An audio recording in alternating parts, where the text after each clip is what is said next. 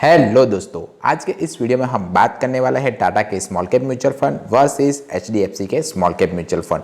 तो ये small cap mutual fund होते हैं वो इन्वेस्टरों के पैसे को शेयर मार्केट की 250 के बाद की जो नई और इमर्जिंग कंपनियां होती है उनमें निवेश करता है, इसीलिए काफ़ी ज़्यादा रिस्की म्यूचुअल फंड माने जाते हैं। अब हम इन दोनों म्यूचुअल फंड के पास रिटर्न्स के बारे में जान लेते हैं। तो टाटा के स्मॉल कैप म्यूचुअल फंड ने एक साल में 50.7% का, जबकि एचडीएफसी के स्मॉल कैप म्यूचुअल फंड ने एक साल में 39.4% का।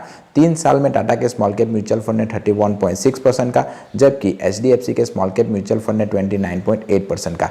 5 साल में टाटा के स्मॉल कैप म्यूचुअल फंड ने 37.2% का, जबकि एचडीएफसी के स्मॉल कैप म्यूचुअल फंड ने 32.2% का रिटर्न इन्वेस्टरों को लाकर दिया हुआ है। अगर आपने भी इन दोनों में से किसी म्यूचुअल फंड में इन्वेस्टमेंट किया हुआ है तो मुझे कमेंट करके बताइए कि आपको कैसा रिटर्न मिल रहा है। अगर आप इन दोनों म्यूचुअल फंड में अपनी एसआईपी को चालू करवाना चाहते हो तो मिनिमम एसआईपी अमाउंट 100 रुपीज़ या लमसम अमाउंट 5000 से स्टार्ट कर सकते हो। अब बात कर लेते हैं एक्सपांस रेशियो के बारे में। तो जिसे नहीं पता कि एसेट मैनेजमेंट जो कंपनियां होती है वो हमारे पैसे को मैनेज करने के लिए हम ही से कुछ फीस चार्ज करती है और उसी फीस को वो एक्सपांस रेशियो के तौर पर हमें बताती है।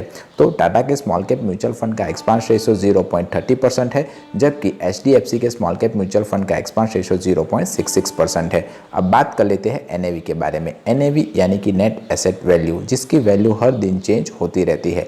मान लीजिए कि आपने किसी म्यूचुअल फंड में 1000 रुपीज़ इन्वेस्टमेंट किए, तो 1000 डिवाइडेड बाय अगर आप एनएवी करोगे तो आपके पास जो भी अमाउंट होगी उतने के यूनिट्स आपको अलॉट होंगे। मार्केट अच्छा रहा तो आपको कम यूनिट्स अलॉट होंगे और मार्केट बुरा रहा तो आपको ज़्यादा यूनिट्स अलॉट होंगे।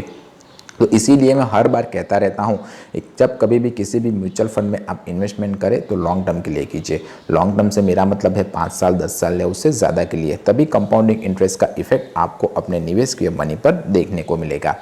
टाटा के स्मॉल कैप म्यूचुअल फंड ने लोगों ने 8449 करोड़ रुपीस इन्वेस्ट किया हुआ है, जबकि एचडीएफसी के स्मॉल कैप म्यूचुअल फंड में लोगों ने 33,182 करोड़ रुपीस निवेश किए हुए हैं।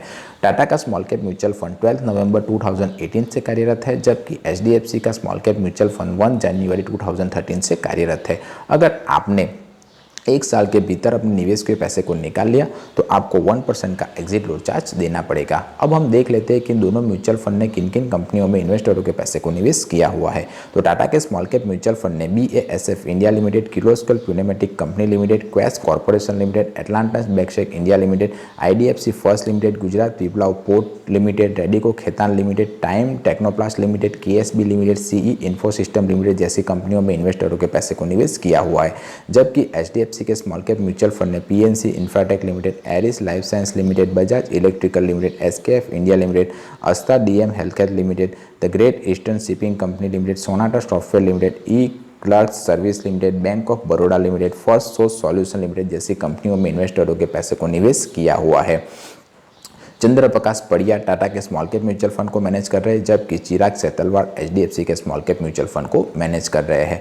टाटा की AMC 30 जून 1995 से कार्यरत है, जबकि HDFC की AMC 10 दिसंबर 1999 से कार्यरत है। टाटा के स्मॉल कैप म्यूचुअल फंड के ऊपर जो नज़र रखता है वो कस्टोडियन है HDFC बैंक, जबकि HDFC बैंक के स्मॉल कैप म्यूचुअल फंड के ऊपर जो कस्टोडियन नज़र रखता है वो है सिटी बैंक। टाटा के स्मॉल कैप म्यूचुअल फंड और HDFC के स्मॉल कैप म्यूचुअल फंड के कागजी काम को कैम्प्स मैनेज करता है। अब बात कर लेते हैं कि म्यूचुअल फंड पर लगने वाले टैक्स के बारे में। तो अगर आपने एक साल के भीतर अपने निवेश के पैसे को निकाल लिया तो आपको 20% का short term capital gain tax निकाले हुई पूरी रकम पर देना पड़ेगा, और अगर आपने एक साल के बाद अपने निवेश के पैसे को निकाला तो आपको लंपम कैपिटल गेन टैक्स 12.5% का देना पड़ेगा, और उसमें से भी आपको 1,25,000 का अजम्पशन उस फाइनेंशियल ईयर के लिए मिल जाएगा। वीडियो अच्छा लगा हो, इन्फॉर्मेटिव लगा हो तो वीडियो को लाइक कीजिए, चैनल को सब्सक्राइब कीजिए। मिलते हैं अगले वीडियो में, तब तक के लिए बाय बाय।